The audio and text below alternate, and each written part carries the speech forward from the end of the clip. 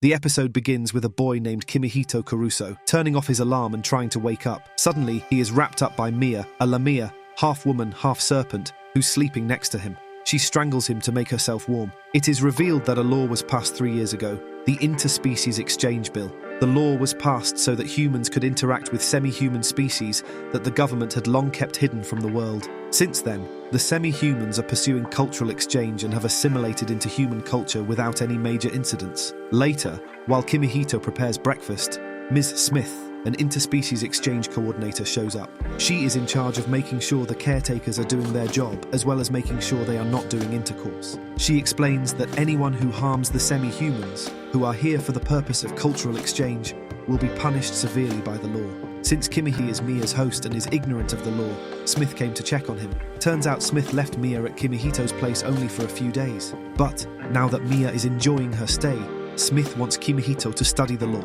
Also, Smith warns Kimihito not to have intercourse with Mia. Since the semi-human species are quite passionate, Smith wants Kimihito to have control over his erotic desires. Damaging the purity of the interspecies representative at human hands will be a diplomatic issue. If he doesn't abide by the rules, he will be arrested and she will be deported back to her homeland. Meanwhile, Mia arrives and yells at Smith to stop threatening him. After Smith leaves, Mia mentions that she doesn't care about the prohibitory rules because she fell in love with Kimihito from the first day. While most of the people feared her for being half-snake, Kimihito accepted her and let her stay with him. So Mia wraps around Kimihito and tries to get intimate with him, but the latter screams in pain after hurting his arm. The following day, Ms. Smith tells Kimihito that as Mia's host, he's responsible to show her around the town, stay with her every time, and assist her. Since the laws state that the Exchange species and caretaker must be everywhere together, Kimihito and Mia visit around the town, have lunch together and play arcade games. Not only that, Mia takes Kimihito to a lingerie shop despite his refusal. Later, when some people start to make fun of Mia, she gets mad and is about to attack them. However, Kimihito stops her, saying she will be deported if she hurts humans. Just then, the people start clicking pictures of the two, prompting them to flee from the place. As they run, they arrive in front of a love hotel and decide to hide there for a while. Inside, Mia tells Kimihito that she thinks humans still don't like her species, but appear to be nice because of the law. Then, she takes off her robe and asks Kimihito to make love to her. However, he is hesitant. Just then, Smith bursts through the wall with some guards and says they found about them through Twitter after people posted Mia's pictures. As they exit the hotel, the same people making fun of Mia before show up. They mock her again, but this time Kimihito punches them hard. Back at home, Kimihito tells Mia that he will always view her as a girl first and not Lumia. This makes Mia very happy, and she jumps into Kimihito, asking him to make love to her again. However, Smith interrupts them. The next day, a harpy named Papi, half-eagle, half-woman, abducts Kimihito and takes him away to a park. She explains that she's not allowed to go out until she memorizes the interspecies exchange law, so she doesn't have a host family yet, and ran away when the coordinator was busy. Turns out Papi had run away multiple times earlier, but never got into any trouble. Papi also mentions that the coordinator had threatened to deport her if she runs away next time. Shortly after, Papi starts to cry and Kimihito gives her an ice cream. However, the clumsy harpy spills it all over her body and undresses to clean herself in a nearby fountain. Kimihito realizes that Papi is unaware about human society as she bathes naked in front of the people in the park who are amazed to see her. When Papi drags Kimihito into the water, Mia arrives and berates her for taking away her love.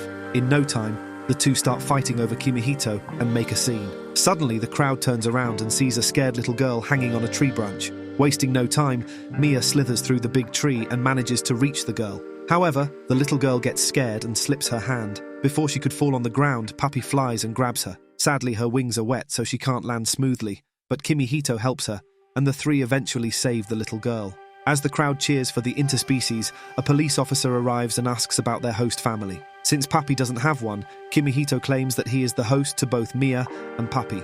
When the officer asks for the permit papers, Smith arrives and shows it. Back at Kimihito's home, Smith reveals that she had already made Papi's permit papers for Kimihito because she knew he would be ready to host another interspecies. It makes Papi very happy, and she addresses Kimihito as her master. Later, Papi asks Kimihito to help her bath. However, Mia gets angry and pushes away Kimihito as she steps in to help Papi. That night, the two girls sleep together. Kimihito is a bit relieved that he doesn't have to sleep with Mia anymore. The next morning, while returning home from grocery shopping, Kimihito is stopped by Centaurea, a member of the dignified centaur race. She asks if Kimihito is destined to become her master. Surprised, Kimihito calls Smith, who tells him that centaurs have a tradition of finding their own masters. Since Smith is off duty, she wants Kimihito to take care of Centaurea for a day. Centaurea is half horse and half woman. Meanwhile, a thief snatches a woman's purse and drives away on his bike. Centaurea pursues him along with Kimihito.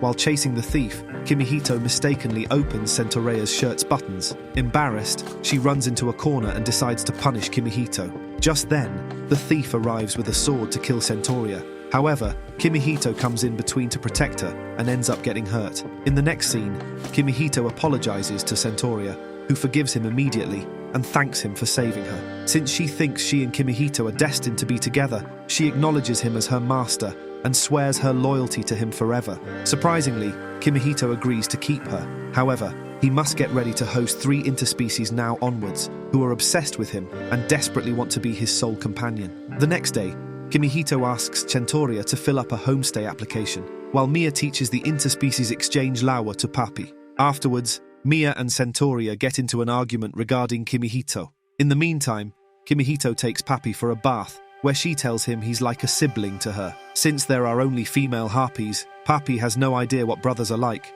Instead, she tries to get intimate with him. Just then, Centaurea arrives and stops her before riding Kimihito on her back. She takes him to a park to relax and explains to him that as a warrior from a dignified race, she'll always value her loyalty to her master and serve him as a knight. Despite Centaurea's culture, Kimihito reminds her to take advantage of the interspecies exchange law and learn more about human culture and behaviors. While Kimihito asks if there's anything she wants to do, Centaurea sees a couple holding hands and requests he do the same.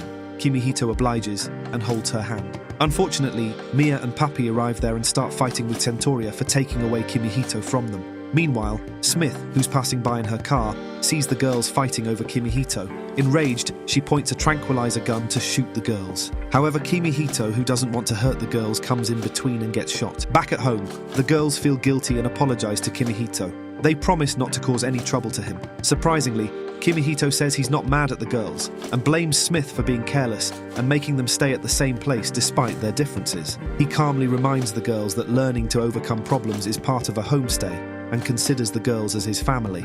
Hearing this, Smith mentions that there has been a slight modification in the interspecies exchange law which allows humans and the other species to marry. She explains that Kimihito can marry either Mia, Papi, or Centaurea. It's because marriage will become an unavoidable part of interspecies relationships. Taken aback, Kimihito yells at Smith for forcing her decisions on him every time. Later that night, Mia and Papi force Kimihito to mate with them, presuming they are going to marry soon. Just then, Centaurea bursts through the door and pushes away the girls. Since Mia and Papi are acting bizarre all of a sudden, she explains that it's a full moon night, so their instincts are fully awakened. She assumes that after the marriage thing came up, the girls must have lost control of themselves. However, shortly after, she also starts to behave the same. Scared, Kimihito runs away from the aroused girls and locks himself up in the kitchen. Then, he calls Smith and yells at her for not informing about the full moon incident. Suddenly, the 3 girls barge in and capture Kimihito. He tries to defend himself but ends up falling to the ground and getting hurt. The following morning,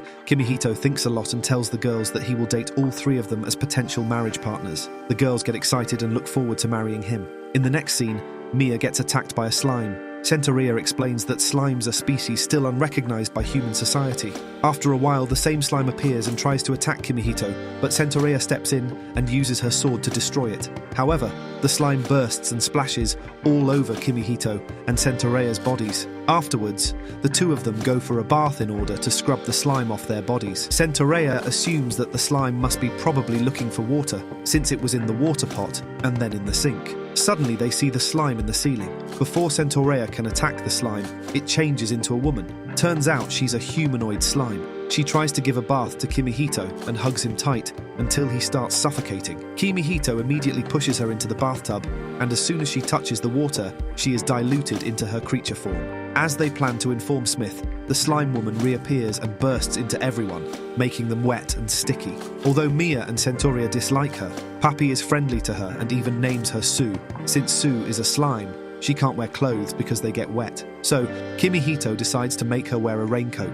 Later, Kimihito, Mia, and Sentorea discuss that if they turn Sue over to Smith, the government might put her under prohibitory supervision or even imprison her for being an illegal immigrant. Suddenly, Papi picks up Sue and flies out of the window. Kimihito also runs after them immediately. A little further, when Sue sees the river and gets scared, she struggles and falls to the ground. But thankfully, Kimihito arrives in the nick of time and saves her. Since Sue had melted in the bathtub, Kimihito realized that she fears water, so she panicked after seeing the river. Kimihito yells at them for running away, but Papi explains that she was worried he would send Sue to prison. Meanwhile, some kids come over and ask Papi to play with them. It is revealed that Papi has been sneaking around to parks alone and playing with the kids every day. While Papi plays with the kids, Sue absorbs water from the river through her tentacles. Turns out she gets diluted when she's dipped into water, but when she absorbs it through her tentacles, she turns into a giant slime woman. When Kimihito sees Sue playing with the kids along with Papi, he realizes that Sue is just trying to have fun and isn't dangerous at all. Just then, a delinquent drives roughly in the street and is about to run his car over a little girl. Thankfully, Sue steps in and saves the girl. It assures Kimihito that Sue is very protective too. In the last scene, Kimihito decides to keep Sue with him as well, as she has no place to go. Now, along with the 3 girls he already has, he also has to take care of the humanoid slime.